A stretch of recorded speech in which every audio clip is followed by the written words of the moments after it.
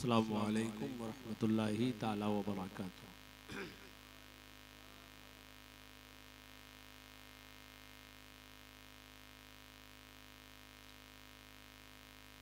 अल्हम्दुलिल्लाह नहमदुहु व नुसल्ली व नुसल्लिमु अला रसूलिहिल करीम, अम्मा बाद। अऊज़ु बिल्लाहि मिनश शैतानिर रजीम, बिस्मिल्लाहिर रहमानिर रहीम। इन्नद-दीना इंदल्लाहिल इस्लाम। सदक़ल्लाहुल अज़ीम व बल्लग़ना रसूलुहुन नबियुल अमीनुल मतीनुल करीम व नहनु अला ज़ालिका लमिनश शाहिदीना वश्शाकिरीन वल्हम्दुलिल्लाहि रब्बिल आलमीन। हज़रात मोहतरम, ये जलसे दस्तारबंदी की महफिल है।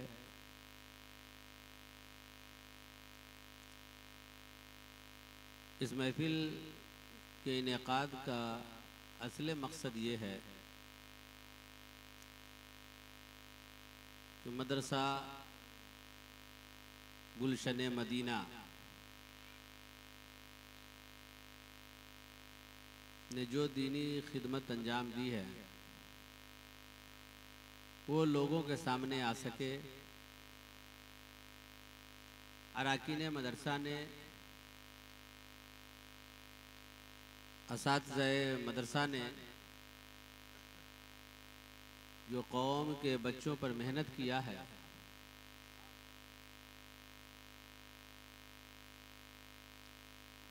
और उन मेहनतों से जो कामयाबियां मिली हैं वो लोग देख सकें कि आपने जो ताउन किया वो आपका ताउन रायगा नहीं गया है, बल्कि उस ताउन से आपकी कौम को और आपके समाज को 5 हुफ़ाज़ इकराम मदरसा गुलशन मदीना 12 हुफ़ाज़ इकराम मदरसा गुलशन मदीना आपको दे रहा है। हज़रात, हकीकत तो ये है कि अगर हमारे ताउन से, हमारी मेहनतों से एक भी हाफिज़ कुरान हो जाए तो हमारी मेहनत कामयाब है।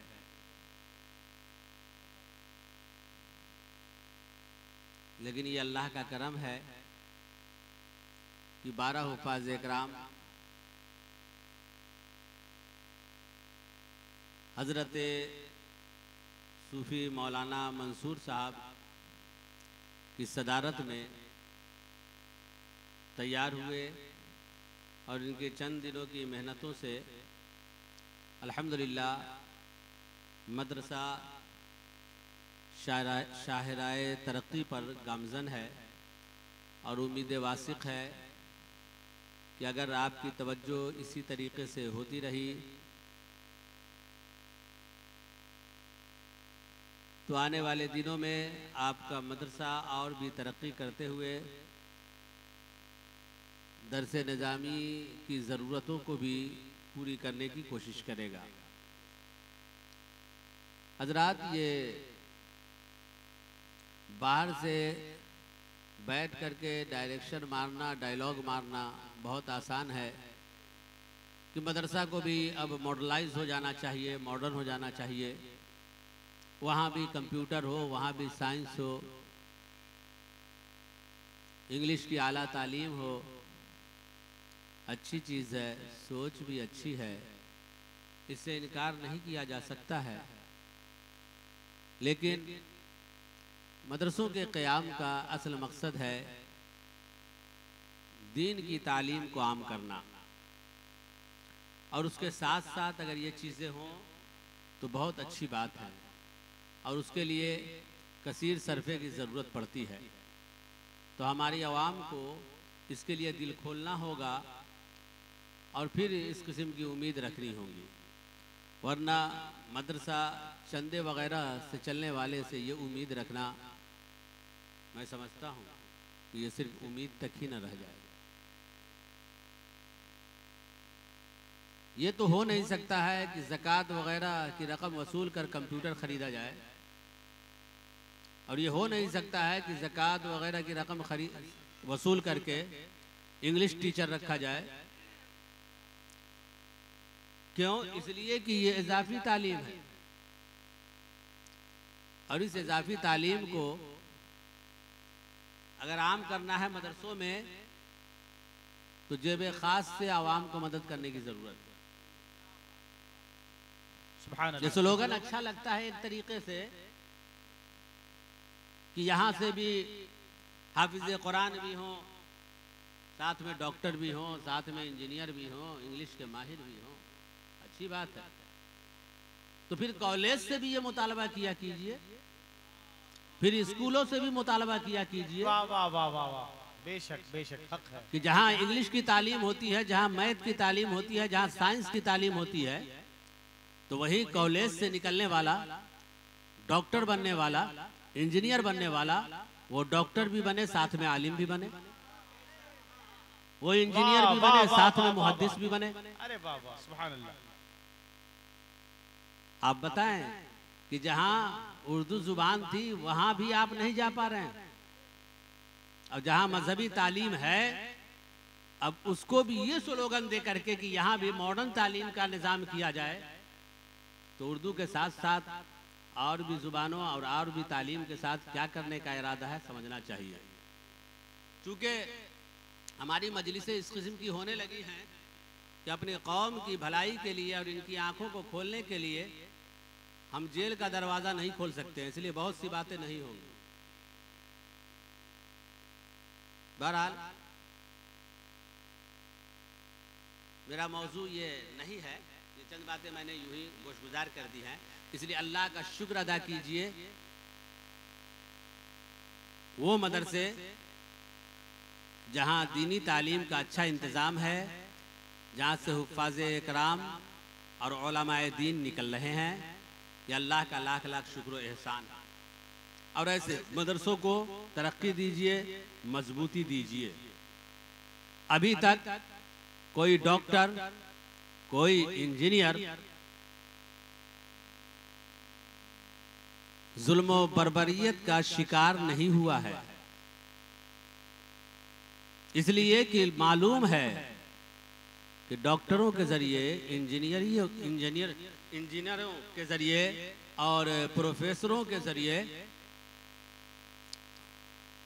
मज़हब इस्लाम फ़रोग़ नहीं पा रहा है।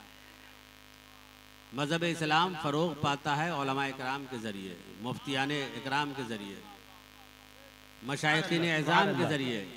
इसलिए निगाहें इन्हीं की तरफ होती हैं और फिर नफ़रत भी इन्हीं के हवाले से फैलाने की कोशिशें की जाती हैं।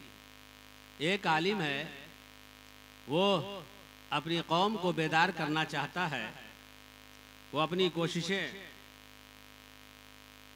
से बहुत हद तक कामयाबी भी पाता है, कौम में कुछ हद तक बेदारी भी लाता है, और हालात से दो चार होने के बाद होना ये चाहिए कि दानिश्वरों को चाहिए कि वो आगे आते, लेकिन सोशल मीडिया पे आप पोस्ट पढ़िए तो आवाज़ निकलती है कि खानकाह के पीराने तरीक़त कहाँ गए, मशाइखीन एज़ाम कहाँ गए। यानी एक आलिम तो लपेटे में गया है, पीराने तरीक़त क्यों पड़े हुए हैं, इनको भी लपेटे में लिया जाए, मशाइखीन एज़ाम को भी लपेटे में लिया जाए, तो फिर ये आवाम क्या करेगी। तो आज आलिम जेल में जाए या कब्र में जाए, उससे कोई फर्क नहीं पड़ता है अगर आपका दीनी मदरसा कायम रहा, आपके दीनी इदारे कायम रहे, तो मुझ जैसा मौलवी कब्र में जाएगा तो मुझसे अच्छा आलिम आपका इदारा तैयार करके देगा। लेकिन अगर इदारे के हवाले से बदगुमान हो गए तो फिर इल्म दीन से आहिस्ता आहिस्ता हम महरूम हो जाएंगे। इसलिए इदारों के हवाले से हरगिज़ बदगुमान न हो। जहाँ तक हो सके हर दीनी इदारे और मजहबी इदारे का आप ताउन करते रहें। मैंने जो कुरान मुक़द्दस की आयत तिलावत की हैं उसके हवाले से हमें चंद मिनट की गुफ्तगू करनी है। मैं भी कुछ जज्बाती आदमी हूँ और जो मुझसे मिलते जुलते हैं वो वाकिफ़ हैं मेरे जज्बात से। जनाब सोहराब कादरी साहब जब नात पढ़ रहे थे और आपसे मदरसा के लिए वो चंदा मांग रहे थे, सुभान अल्लाह, तो उनको देख करके खानकाह शहबाजिया के अजीम शख्सियत हुजूर सैयद मखमूर जामी साहब क़िबला तशरीफ ला रहे हैं। सारे लोग खड़े हो जाए सारे लोग। नारे तकबीर, नारे रिसालत, ताजदारे हरम कॉन्फ्रेंस, ताजदारे हरम कॉन्फ्रेंस हुजूर सैयद मखमूर जामी साहब क़िबला। नारे तकबीर, नारे रिसालत, नारे तकबीर, नारे रिसालत, ताजदारे हरम कॉन्फ्रेंस जिंदाबाद जिंदाबाद।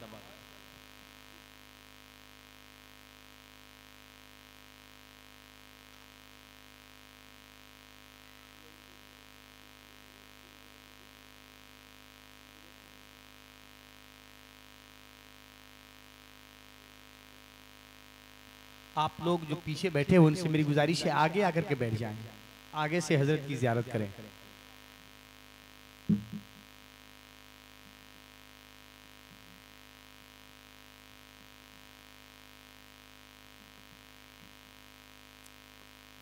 तो हजरात,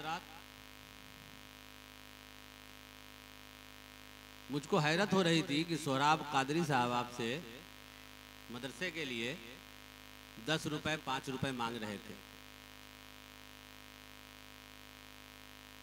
और इस मांगने में उनको कोई कबाहत नहीं थी, कोई शर्म महसूस नहीं कर रहे थे। जबकि जहाँ पे ये मांगते तो इनको बहुत कुछ मिलता, वहाँ तो इतनी सख्ती इन्होंने कर दी कि एक रुमाल तक नहीं लिया। समझ रहे हैं आप? हाँ, मदरसा फैजान हुसैन जहाँ मेरा है, मैं जहाँ खिदमत करता हूँ वहीं इनका ससुराल है।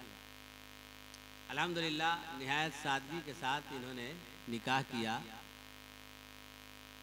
9 या ज़्यादा से ज़्यादा 11 सब मिला करके 11 आदमी से आए और एक रुमाल तक नहीं लिया, एक रुमाल भी नहीं।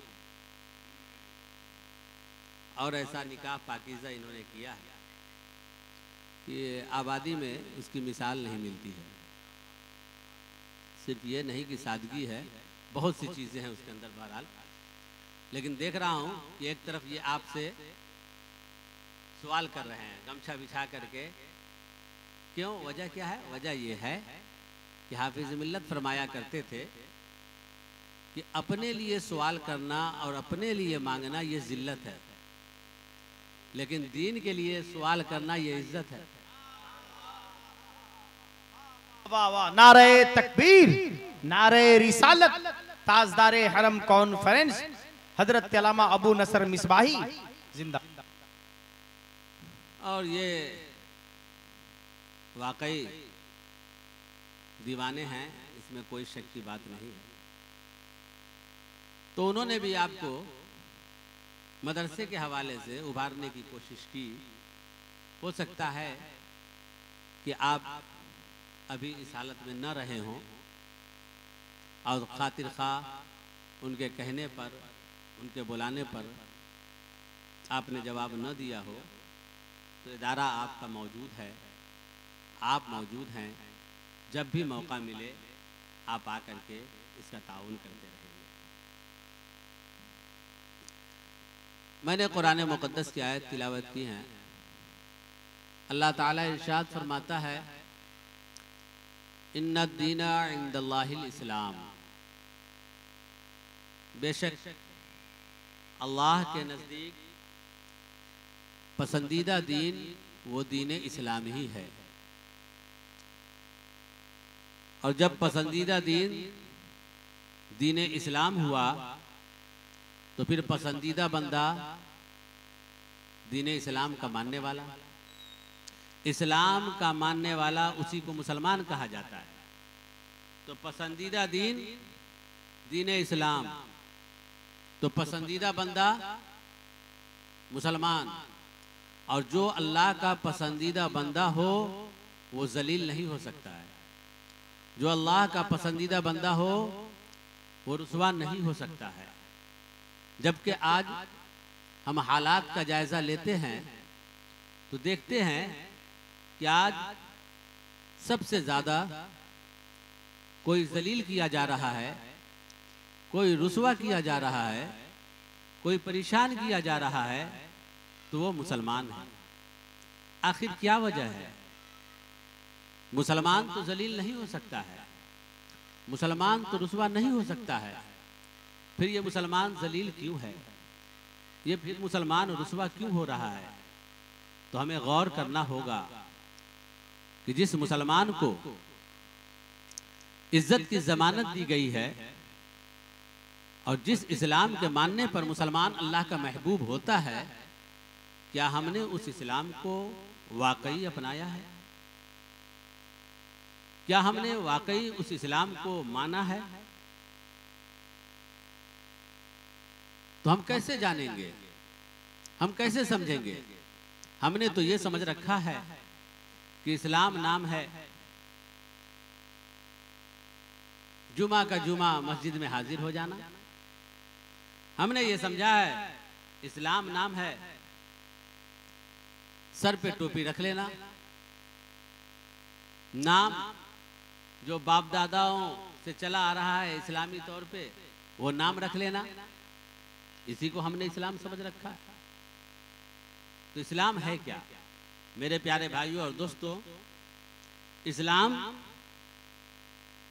के बारे में मैं कहूं तो जरूरी नहीं कि आप एतमाद कर लें। इसलिए इस्लाम की जानकारी हम मुस्तफ़ा जाने रहमत से लेते हैं और हुजूर सल्लल्लाहु ताला अलैहि वसल्लम की हदीस शरीफ से जानते हैं कि इस्लाम कहते किसको हैं।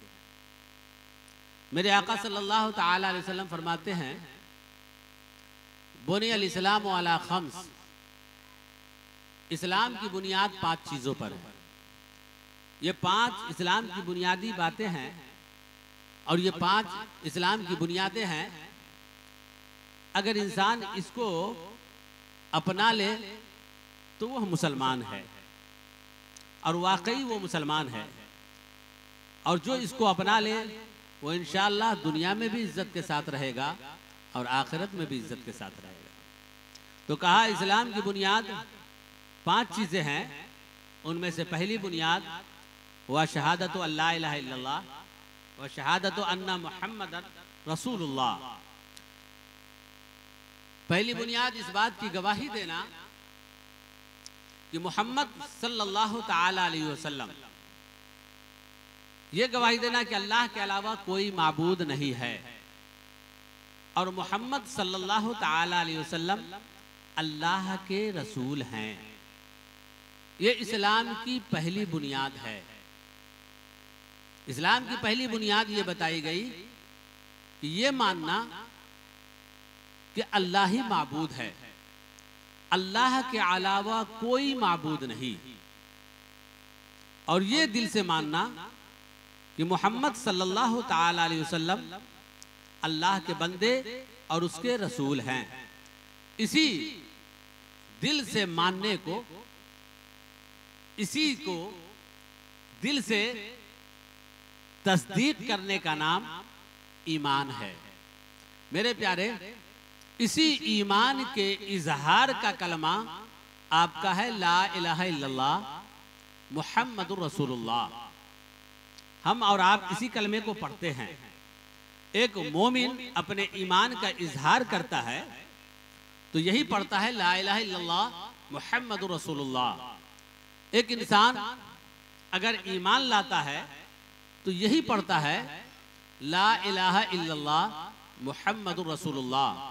गोया के ईमान नाम है अल्लाह को माबूद मानने का और मोहम्मद सल्लल्लाहु अलैहि वसल्लम को अल्लाह का रसूल मानना। अब इसके लिए कलमा पढ़े आप ला इलाहा इल्लल्लाह। आप बताएं कि एक बंदा जो ला इलाहा इल्लल्लाह पढ़ चुका, पढ़ता भी है, पढ़ता रहता है, वो कहता है अल्लाह के अलावा कोई माबूद नहीं, वो मानता है कि अल्लाह ही माबूद है, वो मानता है अल्लाह ही खालिक है, वो मानता है अल्लाह ही राज़िक है। ये कहा ला इलाहा इल्लल्लाह, अल्लाह के अलावा कोई माबूद नहीं, ये मान भी रहा है अल्लाह ही माबूद है, ये मान रहा है अल्लाह ही खालिक है, ये मान रहा है अल्लाह ही राज़िक है, उसी के लिए सजदा भी करता है, उसी की इबादत भी करता है और ये कहता भी है। मगर एक मर्तबा उसने ये कह दिया कि अल्लाह झूठा है, माज़ अल्लाह, 100 बार माज़ अल्लाह। आप बताएं क्या उस बंदे ने अल्लाह को माना? एक मर्तबा उसने कहा अल्लाह झूठा है, आप बताइए क्या उस बंदे ने अल्लाह को माना? है कोई जो कहे कि हाँ ये अल्लाह को मानने वाला है? क्यों? इसलिए कि ये ला इलाहा इल्लल्लाह कहता है, ये अल्लाह को मानने वाला है। कहा क्यों? कहा इसलिए कि ये अल्लाह ही को सजदा करता है, अल्लाह ही को माबूद कहता है, अल्लाह ही को राज़िक मानता है। मैं कहता हूं दुनिया का कोई मुसलमान नहीं है जो उस बंदे को जो एक मर्तबा ये कह दे कि अल्लाह जालिम है, उसको वो मोमिन कहता हो। ऐसे बंदे के बारे में कोई मोमिन अक्ल रखने वाला ये कह दे कि हाँ ये अल्लाह को मानने वाला है। क्यों? वजह क्या है? वजह ये है कि उसने अल्लाह के बारे में ऐसी बात कह दी जो अल्लाह के शान के खिलाफ है। इसलिए अब उसका ला इलाहा इल्लल्लाह पढ़ना नहीं देखा जाएगा, अब उसका अल्लाह को माबूद मानने का इकरार करना ये नहीं सुना जाएगा, अब उसका सजदा करना नहीं देखा जाएगा। क्योंकि ला इलाहा इल्लल्लाह पढ़ने का मतलब ये है, ला इलाहा इल्लल्लाह अल्लाह को माबूद मानने का मतलब ये है कि अल्लाह को वैसे ही मान जो उसके शायाने शान है। अल्लाह को माबूद माना है बंदा तो उस तरह से मान जो उसके शान के लायक है, और अल्लाह को उन तमाम चीजों से पाक जान जो अल्लाह के शान के लायक नहीं है। अल्लाह को उन तमाम चीजों से पाक जान, ये दो चीजें जरूरी हैं। इसलिए अगर कोई बंदा अल्लाह को माबूद खालिक मालिक मानने के बावजूद ये कह दे कि अल्लाह जालिम है, तो अब उसने अल्लाह को नहीं माना। दुनिया का हर अक्ल रखने वाला मुसलमान ये कहेगा कि ऐसा बंदा अल्लाह को मानने वाला नहीं है। क्यों? इसलिए कि जुल्म ये ऐब है और अल्लाह हर ऐब से, बोलिए, अल्लाह हर ऐब से। ऐसे ही कोई बंदा अल्लाह को माबूद मानने का दावा करता हो, अल्लाह ही की इबादत करता हो, अल्लाह ही को सजदा करता हो, बल्कि सजदा में इतना ज्यादा सख्त हो कि वो दूसरे के सामने भी झुकने को इबादत ही समझता हो, इस कदर सख्त हो सजदा के मामले में, इस कदर सख्त हो अल्लाह को माबूद मानने के मामले में, वो कहे कि अल्लाह ही माबूद है, अल्लाह ही खालिक है, अल्लाह ही मालिक है, अल्लाह ही राज़िक है, बड़ा पुख्ता अकीदा रखता हो, लेकिन वो ये कह दे एक मर्तबा कि अल्लाह झूठा है।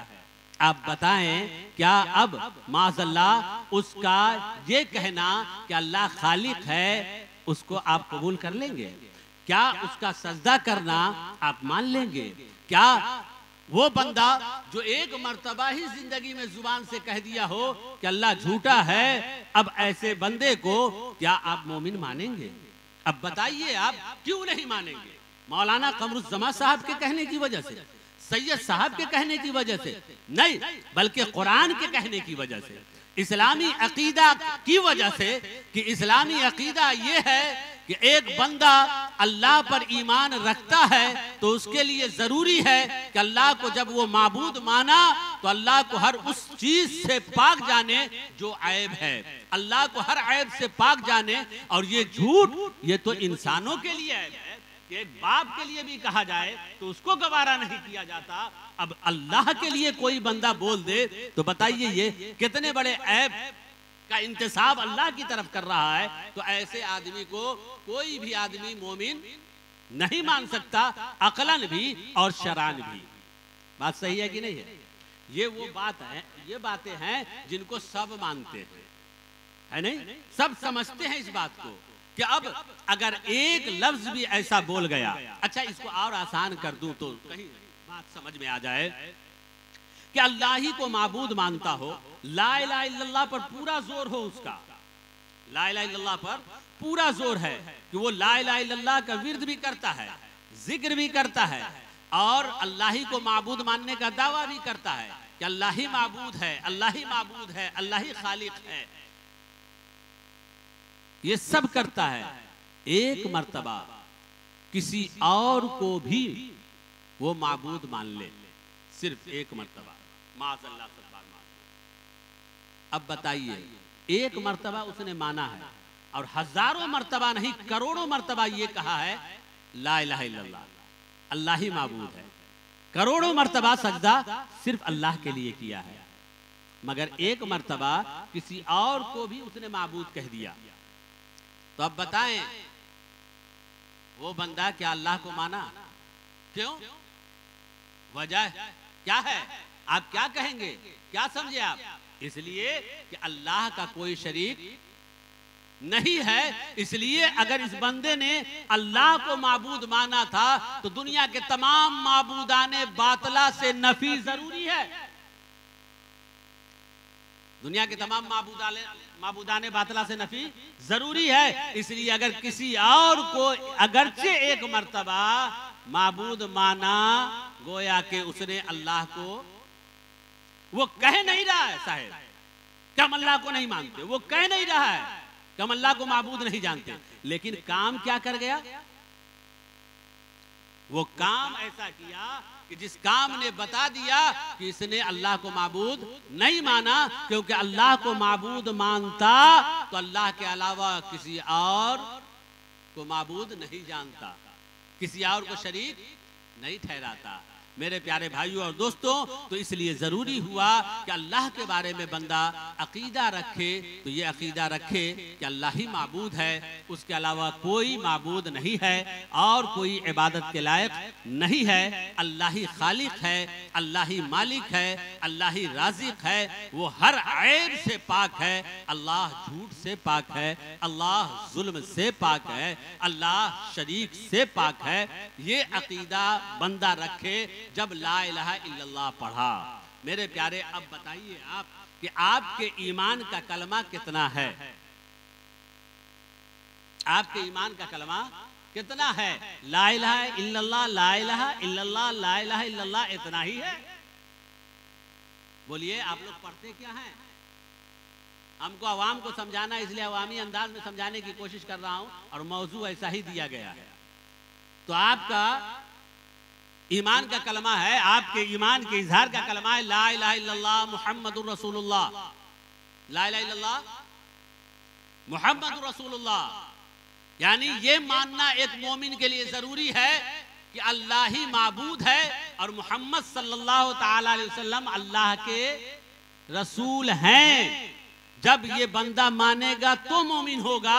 अगर ला इलाहा इल्लल्लाह, ला इलाहा इल्लल्लाह करता रहे और हुजूर के जमाने के बाद, हुजूर के जमाने से लेकर अब तक और क़यामत तक करोड़ों मर्तबा, अरबों मर्तबा, खरबों मर्तबा पूरी जिंदगी ला इलाहा इल्लल्लाह पढ़ता रहे, कहता रहे और अल्लाह ही को सजदा करता रहे, वो मोमिन नहीं हो सकता है। मोमिन होने के लिए जरूरी है कि वो अल्लाह को माबूद भी माने और मोहम्मद सल्लल्लाहु ताला अलैहि वसल्लम को अल्लाह का रसूल भी माने, तब जाकर के बंदा मोमिन होता है। तो अब हमारे ईमान का कलमा ये ठहरा ला इलाहा इल्लल्लाह मुहम्मद रसूलुल्लाह। दोस्तों, समझने की बात ये है कि जैसे एक बंदा अल्लाह को माबूद माने तो इसी तरीके से माने कि उसके शान के खिलाफ कोई ऐसी बात न बोले, उसके शान के खिलाफ कोई ऐसी चीज उसकी तरफ मंसूब न करे जो शान माबूदियत के खिलाफ खिलाफ है, यानी अल्लाह के माबूद होने के खिलाफ है, शान उलूहियत के खिलाफ है। अब झूठ की निस्बत करना ये शान उलूहियत के खिलाफ है। इसलिए अगर कोई झूठ की निस्बत कर दे तो हर आदमी ये कहेगा कि ये अल्लाह को मानने वाला नहीं है। जुल्म की निस्बत अल्लाह की तरफ कर दे तो हर आदमी कहेगा कि ये अल्लाह को मानने वाला नहीं है। इसलिए कहा जाएगा कि अगर तू अल्लाह को मानता है तो फिर ये भी मान कि अल्लाह सच्चा है, वो झूठ से पाक है। जब तू अल्लाह को मानने का दावा करता है तो ये भी मान कि अल्लाह ला शरीक है और अल्लाह हर ऐब से पाक है। ऐसे ही ठीक मुहम्मदुर रसूलुल्लाह पढ़ने वाला जब मोहम्मद सल्लल्लाहु ताला अलैहि वसल्लम को अल्लाह का रसूल मान चुका है और वो पढ़ता है मुहम्मदुर रसूलुल्लाह, मानता है मोहम्मद सल्लल्लाहु ताला अलैहि वसल्लम अल्लाह के रसूल हैं, उन पर दुरूद भी पढ़ता है, उन पर सलाम भी पढ़ता है, उनकी सुन्नत को अदा करते हुए मिसवाक भी करता है, उनकी सुन्नत को अपने चेहरे पर सजाकर दाढ़ी भी रखता है, पढ़ता भी है मुहम्मदुर रसूलुल्लाह, सुन्नत की अदायगी के तौर पे दाढ़ी भी रखे हुआ है, मिसवाक भी करता है। लेकिन उसने एक मर्तबा ये कह दिया कि हुजूर के बाद भी कोई नबी आ सकता है। तो अब बताएं, क्या उसने मोहम्मद सल्लल्लाहु अलैहि वसल्लम को अल्लाह का रसूल माना?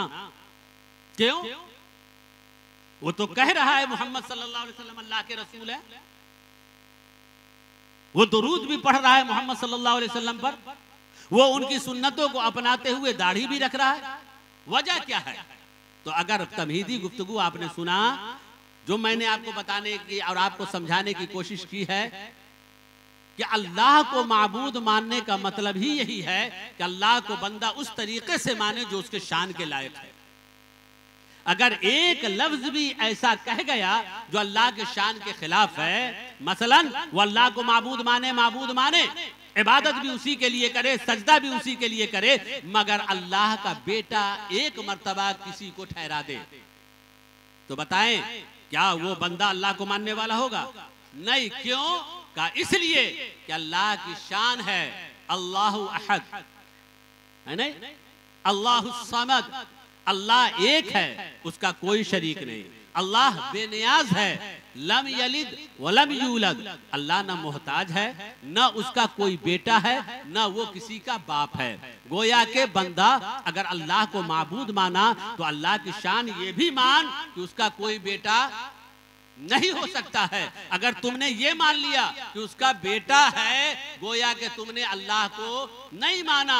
ठीक ऐसे ही अगर एक बंदा मोहम्मद सल्लल्लाहु अलैहि वसल्लम को मानने का दावा करता है, वो कहता है मोहम्मद रसूलुल्लाह मोहम्मद रसूलुल्लाह, लेकिन उसने ये कह दिया या ये लिख दिया कि हुजूर के बाद भी कोई नबी आ सकता है, इनके खातमियत में कोई फर्क नहीं पड़ सकता, तो गोया के उसने हुजूर सल्लल्लाहु ताला अलैहि वसल्लम को नबी ही नहीं माना।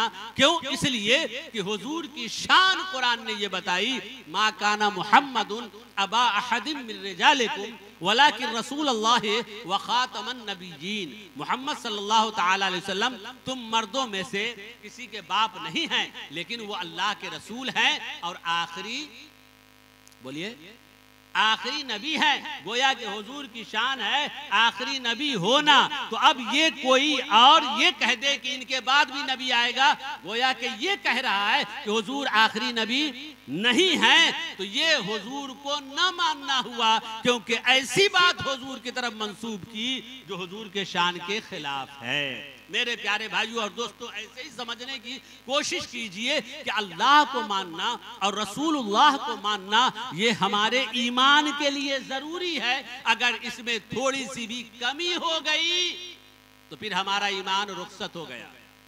अगरचे हम दुनिया में मोमिन कहलाएं, अगरचे हम पोस्टरों में मोमिन लिखवाएं, अगरचे हम पोस्टरों में मोमिनों के कायद और रहनुमा कहलाएं, माज़अल्लाह सदबार माज़अल्लाह, वो कोई भी हो। इसलिए पहली बुनियाद इस्लाम की जो है वो है ये ईमान, और इसी में कितने लोग हैं जो हो गए फेल, जिन्होंने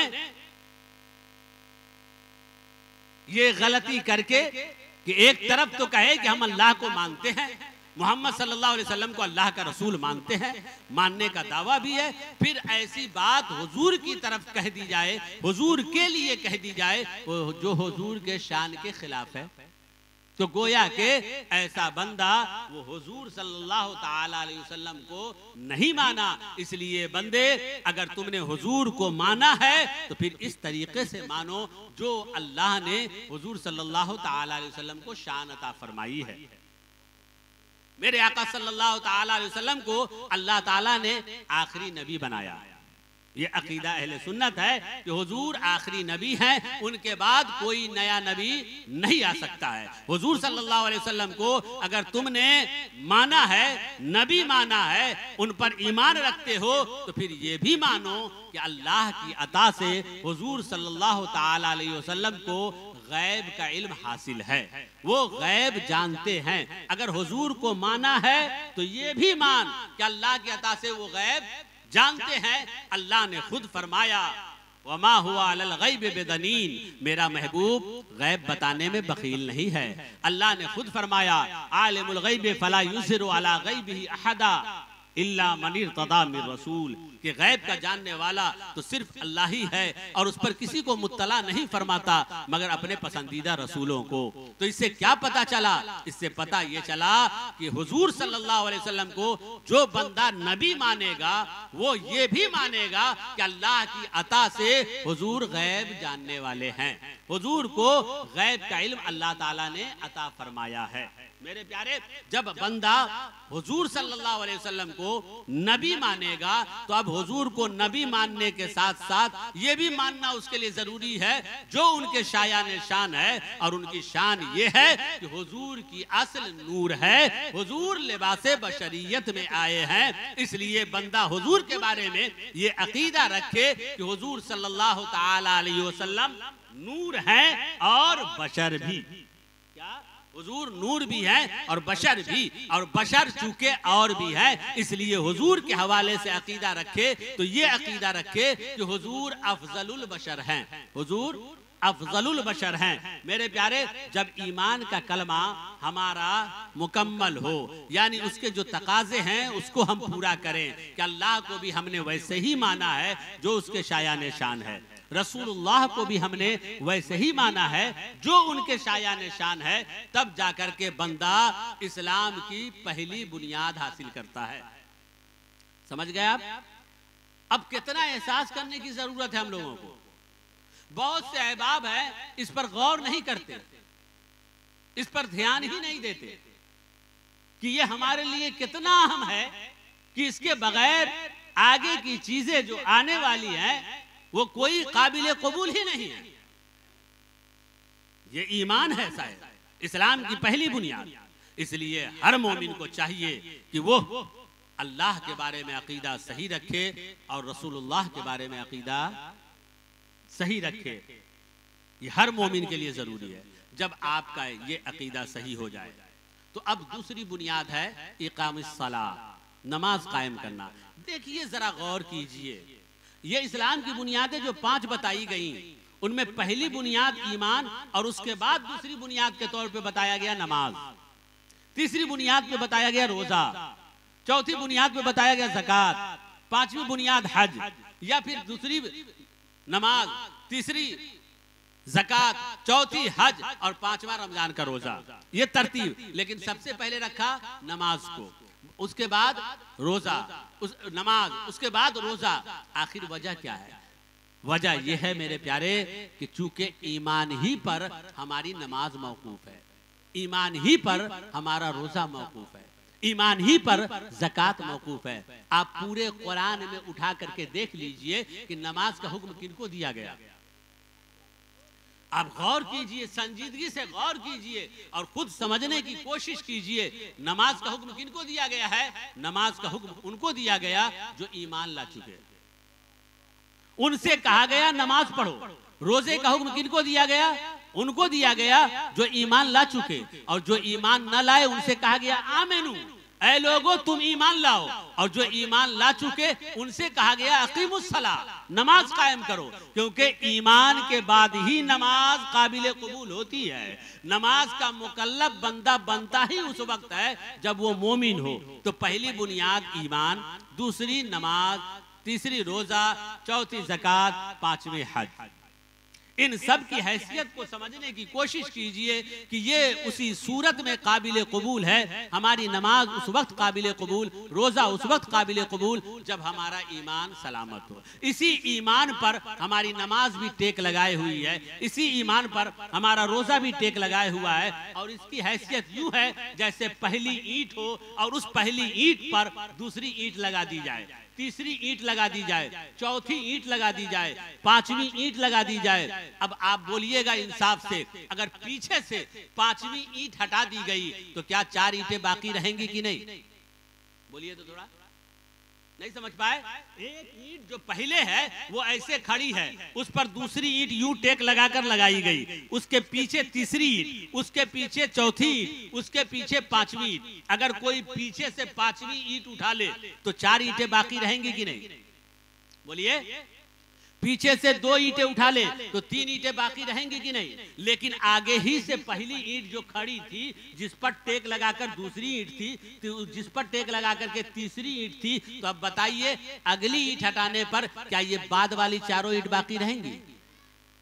ठीक समझने की कोशिश कीजिए कि गैरों ने, अंग्रेजों ने, दुश्मनाने इस्लाम ने, यहूदो नसारा ने इनको पहले समझ लिया किताबों के मुताले से कि इनको नमाज से रोकना मुश्किल है, क्योंकि नमाज से रोकेंगे तो ये जान जाएंगे कि दीन का दुश्मन है। इन्हें रोजा से रोकना मुश्किल है, क्योंकि अगर इनको रोजा से रोकेंगे तो इसलिए ये जान जाएंगे कि ये दीन का दुश्मन है। हमें इनका दीन मुकम्मल तौर पे ले लेना है कि न इनकी नमाज कबूल हो, न इनके रोजे कबूल हो। तो इसलिए ऐसी ऐसी बातें लिख डालो या ऐसी ऐसी बातें लिखवा डालो कि जिनको मानते ही इनका ईमान रुखसत हो जाए, और जैसे ही ईमान रुखसत होगा इनकी नमाज भी गई, इनका रोजा भी गया, इनके ज़कात और इनके खैरात और इनका हज भी गया। मेरे प्यारे, यही वो वजह है कि नमाज के खिलाफ किताबें नहीं लिखी गई, रोजे के खिलाफ किताबें नहीं लिखी गई, हज और ज़कात के खिलाफ किताबें नहीं लिखी गई। आखिर क्या वजह थी कि सबसे ज्यादा अजमत मुस्तफा के खिलाफ किताबें लिखी जा रही हैं? आखिर क्या वजह है कि शान मुस्तफा के खिलाफ किताबें लिखी जा रही है? वो भी पूरी किताब नहीं, किताबों का टाइटल देखिए तो आप उसकी तरफ माइल होइए, लेकिन जब उसमें जा करके पढ़िए तो एक सतर ऐसा डाला, एक लाइन इस कदर डाला कि उसको पढ़ते और उसके मानते ही बंदे का ईमान रुखसत हो गया। इसलिए जरूरी है कि हम अकायदे अहले सुन्नत से वाकिफ हुआ करें, किताबों का मुताला किया करें, तमीद ईमान जैसी किताबें पढ़ा करें। मेरे प्यारे, हो सके तो उलमाए अहले सुन्नत के करीब होकर के अकायदे अहले सुन्नत को जानने की कोशिश किया करें। अब आप हमारे जलसे और लोगों के जलसे में ये फर्क समझने की कोशिश कीजिए कि आखिर क्या वजह है कि हमारे जलसे होते हैं, उन जलसों में अकायद के हवाले से गुफ्तगू जरूर होती है, अकायद के साथ साथ नमाज के हवाले से भी गुफ्तगू, रोजे की तरगीब के हवाले से भी गुफ्तगू, सदकात व खैरात की तरगीब के हवाले से भी गुफ्तगू, इस्लाह आमाल के हवाले से भी गुफ्तगू, मगर बुनियादी तौर पर अकीदे के हवाले से। और चूंकि अकीदे में खराबी जो लाने की कोशिश की जा रही है वो शान मुस्तफ़ा के रास्ते से, इसलिए अज़मत मुस्तफ़ा पर गुफ्तगू हमारे यहाँ होना है, शान मुस्तफ़ा पर गुफ्तगू हमारे यहाँ होना है, इल्मे गैब मुस्तफ़ा पर गुफ्तगू हमारे यहाँ होना है, इख्तियारात मुस्तफ़ा पर गुफ्तगू हमारे यहाँ होना है। क्यों? इसलिए कि ये वो चीजें हैं जो अकायदे इस्लाम में से हैं कि इनमें से किसी एक को भी अगर ना माना, मसलन हुजूर को मजबूर महज मान लिया। अब बताइए आप मेरे प्यारे कि जब हुजूर को मजबूर महज मान ले तो क्या उस बंदे ने हुजूर को माना? क्या उस बंदे ने नबी को माना? अब सोचिए, एक लफ्ज बोला ईमान जा रहा है। तो हमारे उलमा इसका दर्द रखते हैं और इसका एहसास करते हैं, इसीलिए कौम के ईमान की हिफाजत के लिए अकायद पर गुफ्तगू करते हैं। और अकायद पर गुफ्तगू करना इसलिए जरूरी है ताकि इन गरीबों के पास जो छोटे मोटे अमाल हैं, अमाल के एतबार से कमजोर हैं, ईमान सलामत रखे, ताकि जो कुछ अमाल भी हैं वो भी अमाल सलामती के साथ चले जाएं, वो भी अमाल सलामती के साथ चले जाएं, तो मेरे प्यारे भाइयों और दोस्तों, हम सब के लिए भी जरूरी है कि ईमान को सलामत रखें और फिर उसके बाद मोमिन हैं, इसी मोमिन से कहा जा रहा है नमाज कायम करो। अफसोस की बात है कि नमाज कायम करने के लिए हमसे कहा जा रहा है, हम ये कहते हैं, हम ये मानते हैं, वाकई अल्लाह का फजल व करम है कि हम ईमान लाए हुए हैं, हम मोमिन हैं, और हमसे कहा जा रहा है नमाज कायम करो। और जब अजान होती है तो हमारी हालत ये होती है, हम रोड रास्ते पर यूं घूमते हैं जैसे पता ये चलता है कि हम इस बात के मुकल्लफ हैं कि आमिनू के हम मुकल्लफ हैं, हालांकि हम मुकल्लफ हैं अकीमुस सलाह के। नहीं समझे आप? हार्ड हो गया।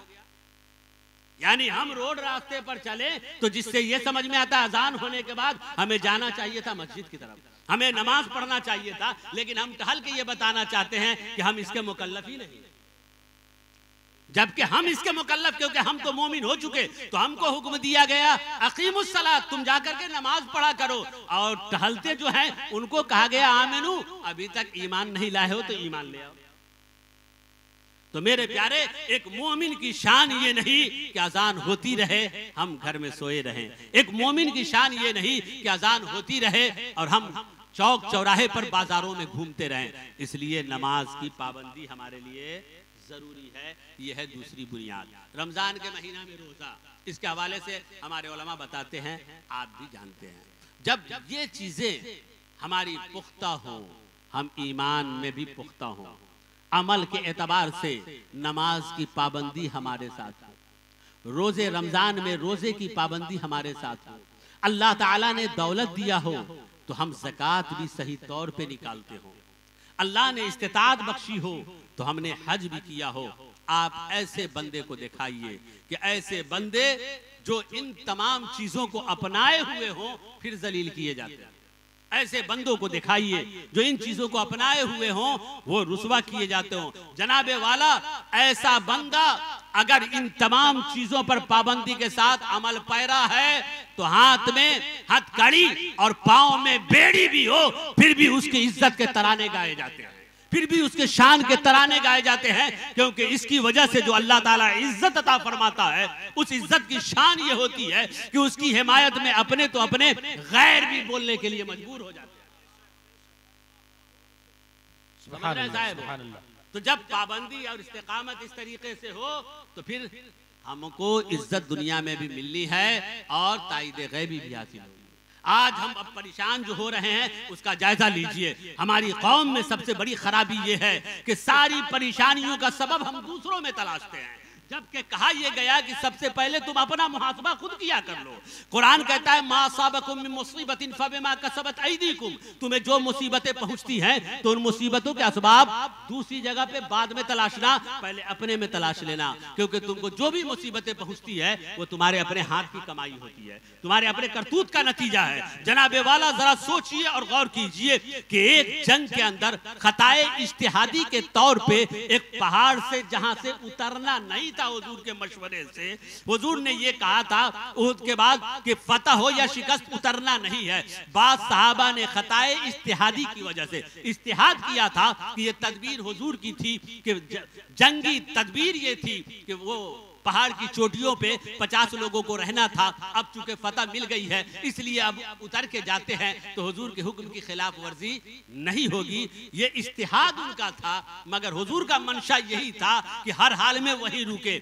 उनका आना था कि वो फतह शिकस्त में तब्दील हो गई। जरा सोचिए और गौर कीजिए कि वो खताए इज्तिहादी थी, जानबूझ करके हल्की बिल्कुल नहीं, ये समझ करके कि हुजूर का हुक्म है फिर भी नजरअंदाज हरगिज नहीं, बल्कि इज्तिहाद में खता हो गई थी और वो सहाबा नीचे चले आए तो वो फतह शिकस्त में तब्दील हो गई। जरा सोचिए कि इतनी सी खता हुई थी, वो खताए इज्तिहादी बार बार बता रहा हूं, उस खताए इज्तिहादी पर भी सवाब है, अल्लाह बाकी उस पर नहीं रखता है।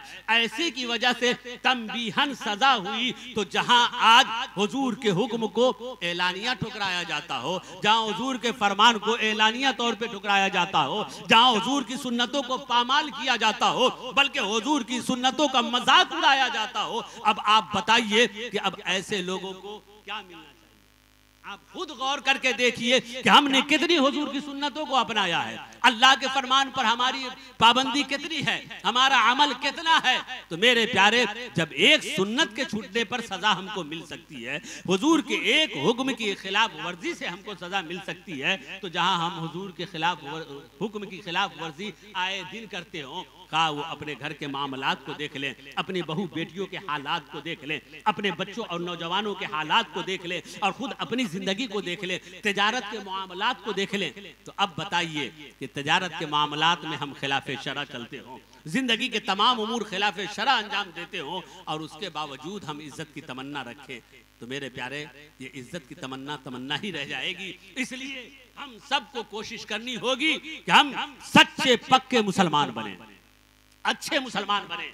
यही वो सच्चा पक्का मुसलमान है जिसके बारे में कुरान कहता है, या अय्युहल्लज़ीना आमनुत्तकुल्लाह हक्का तुकाती वला तमूतुन्ना इल्ला व अंतुम मुस्लिमून। ऐ ईमान वालो, अल्लाह से डरते रहो जैसा कि डरने का हक है। खूब अल्लाह का खौफ अपने दिल में रखो, शरीयत की पाबंदी करो। इसी शरीयत पर पाबंदी करने का नाम इस्लाम है, और इसी शरीयत पर पाबंदी करने वाले को मुसलमान कहा जाता है। कहा ना मरना मगर मुसलमान होकर। जनाबे वाला, ये मरना अपने इख्तियार में है कि हम मुसलमान होकर मरे या क्या, कैसे मरे, ये क्यों कहा गया? वजह यह है कि कहा गया न मरना मगर मुसलमान होकर, यानी तुम्हारे शबो रोज शरीयत के दायरे में गुजरे, इस्लामी जिंदगी तुम्हारी हो, हर वक्त इस्लामी फरामीन के मुताबिक तुम्हारी जिंदगी गुजरती रहेगी, तो मौत जब भी आएगी इस्लाम की हालत में मौत आएगी। मौत जब भी आएगी मुसलमान होकर के दुनिया से जाओगे, और जब मुसलमान होकर के दुनिया से जाओगे तो कब्र में भी आराम आपके लिए और हश्र में भी आराम आपके लिए। इसलिए मेरे प्यारे भाइयों और दोस्तों, हम सबको अपने आमाल की भी इस्लाह करने की कोशिश करनी चाहिए, और अपने अकीदे की भी इस्लाह। अगर उसमें किसी तरीके की कोई खराबी आई हो, हमने अगर किसी गलत संगत की वजह से कोई खराबी पाल रखी हो, तो फौरन उन खराबियों को दूर करना चाहिए, अपने अकीदे को बेहतर बनाना चाहिए, और अपने आमाल की इस्लाह करनी चाहिए। इंशाअल्लाह रहमान फिर इज्जत हमारे ही लिए होगी। अल्लाह का ऐलान है, वलिल्लाहिल इज्जतु वलि रसूलिही वलिल मुमिनीन। इज्जत अल्लाह के लिए, इज्जत उसके रसूल के लिए, और इज्जत मोमिनीन के लिए। अल्लाह ताला हमारे इन चंद कलमात को कबूल फरमाए। आमीन सुम्मा आमीन। बिजाह सय्यिदिल मुरसलीन व आखिरु दावाना अल्हम्दुलिल्लाहि रब्बिल आलमीन। अस्तगफिरुल्लाह रब्बी मिन कुल्लि ज़ंबि व अतूबु इलैहि। ला इलाहा इल्लल्लाह मुहम्मदुर रसूलुल्लाह सल्लल्लाहु तआला अलैहि वसल्लम। अस्सलामु अलैकुम व रहमतुल्लाह।